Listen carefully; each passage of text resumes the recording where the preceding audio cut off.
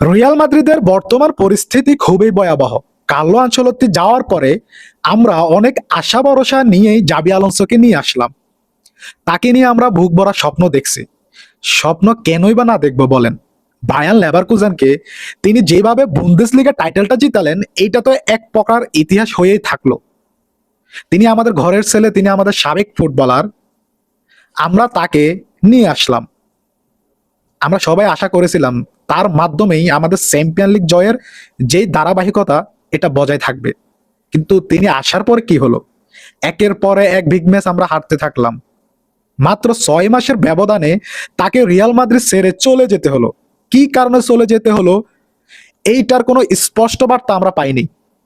তবে কিছু গণমাধ্যমের দ্বারা, কিছু স্পোর্টস জার্নালিস্টের দ্বারা আমরা জানতে পারলাম বিগ ম্যাচে তার ভুল ট্যাকটিক্স, খেলোয়াড়দের সাথে তার সম্পর্ক খারাপ, ড্রেসিং রুমের বিশৃঙ্খলা, সবকিছু মিলিয়ে জাবি আলোনসোকে রিয়াল মাদ্রিদ ছেড়ে চলে যেতে হলো।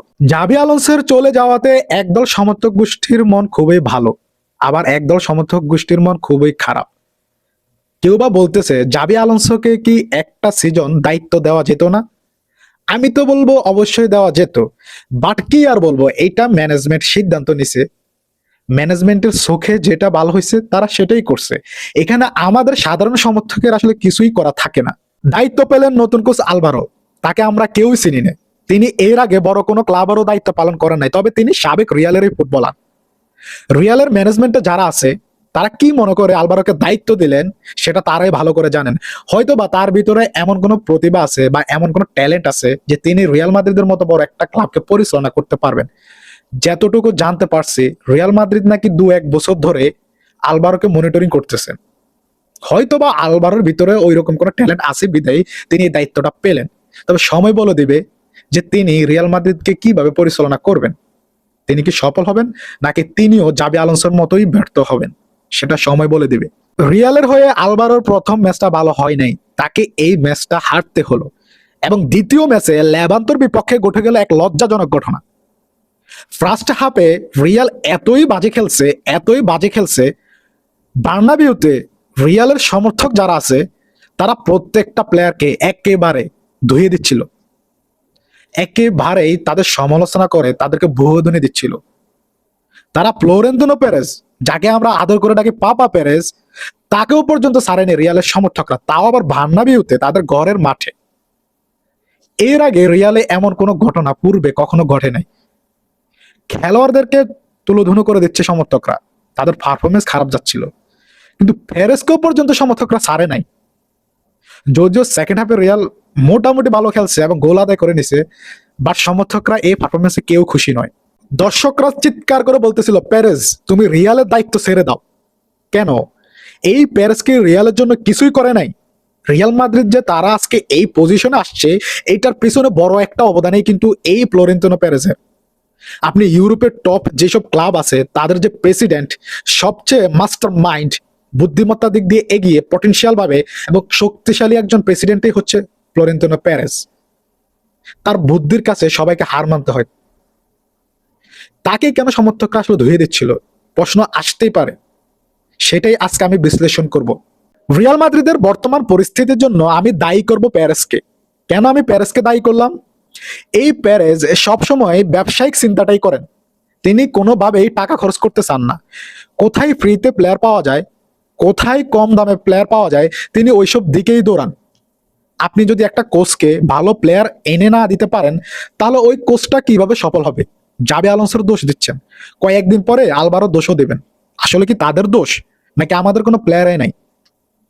রোনালদোর মতো একজন আইকনিক প্লেয়ার তিনি যখন রিয়াল মাদ্রিদ থেকে চলে গেলেন, আমরা তার রিপ্লেসমেন্ট হিসেবে ওই রকম আইকনিক কোনো প্লেয়ার আনতে পারছি বা তৈরি করতে পারছি? পারি নাই। আমাদের মিডফিল্ডে একটু তাকান, Casemiro, Luka Modric, Toni Kroos, এই তিনজন চলে যাওয়ার পরে তাদের মানের কোনো প্লেয়ার আমরা মিডফিল্ডে আনতে পারছি? তাও পারি নাই। এরপরে ডিফেন্সে আসেন, মার্সেলো, সার্জিও রামোস, তাদের মতো ডিফেন্ডার আমরা কি আনতে পারছি? তাও পারিনি। পেরেজ আসলে টাকাই খরচ করে নেই, জোড়া তালি দিয়ে এই টিমটাও কিন্তু 2টা চ্যাম্পিয়ন লিগ জিতছে। কিভাবে যে জিতলো আমার মাথায় ধরে না। এটার জন্য হয়তোবা খুব বেশি পরিমাণ কপাল লাগে, খুব বেশি পরিমাণ ভাগ্য লাগে। ভাগ্য ছাড়া তো আর এইভাবে জিতা যায় না। তবে ভাগ্য যে সবসময় আপনার দিকেই কাজ করবে, সে ধারণাটাও ভুল। সময় উপযোগী কিছু সময় টাকাও খরচ করতে হয়, প্লেয়ারও আনতে হয়। জোড়া তালি দিয়ে আপনি একটা টিমকে সবসময় চালাতে পারবেন না। এই যে আমাদের সবচেয়ে বড় রাইভাল টিম বার্সেলোনা, হ্যান্সি ফ্লিকের জন্য তারা অনেকগুলো প্লেয়ার নিয়ে আসছে। এরপর আপনি চেলসির দিকে তাকান, অনেক প্লেয়ার তারা আনছে, অনেক টাকা খরচ করছে। সবকিছু বাদ দেন, বর্তমান বিশ্বের সেরা কোচকে আমি বলবো গার্দিওলা। তার মতো একজন মাস্টার মাইন্ড কোচ এই সময় কেউ নাই। এই গার্দিওলা ম্যান সিটি চালানোর জন্য, তার টিমটাকে চালানোর জন্য তিনি অনেকগুলো প্লেয়ার নিয়ে আসছেন। ম্যান সিটি টিম ম্যানেজমেন্ট তাকে সহযোগিতা করছে। অথচ তিনি কি ম্যান সিটিকে 4-5টা চ্যাম্পিয়ন্স লিগ জিতে ফেলছেন? তিনি কি খুব সফল ম্যান সিটিকে নিয়ে? তাও কিন্তু না।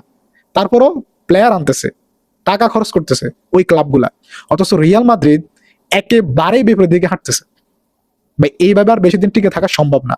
এখন আপনারা অনেকে বলবেন রিয়াল মাদ্রিদ তো এমবাপ্পেকে নিয়ে আসলো। ভাই এমবাপ্পেকে আনছে, এই এমবাপ্পেকে দিয়ে কিছুই হবে না। তাকে সহযোগিতা করার জন্য আমাদের কিছু উইঙ্গার দরকার, আমাদের মিডফিল্ডে ভালো প্লেয়ার দরকার, আমাদের ডিফেন্সে রামোসের মতো একজন প্লেয়ার দরকার। এগুলো নিয়ে আসতে হবে। তারপরেই দেখবেন রিয়াল মাদ্রিদের চেহারা একেবারে পাল্টে যাবে। এই এমবাপ্পে তো পিএসজি তো খেলছে, পিএসজি কি চ্যাম্পিয়ন্স লিগ জিততে পারছে? অথচ যে সিজন এমবাপ্পে রিয়াল মাদ্রিদে আসলো, পরবর্তী সিজনে কিন্তু পিএসজি চ্যাম্পিয়ন্স লিগ জিতলো, সেটা আমরা সবাই দেখলাম। সো এমবাপ্পের উপর নির্ভর করে পুরো টিমটাকে আপনি চালাতে পারবেন না।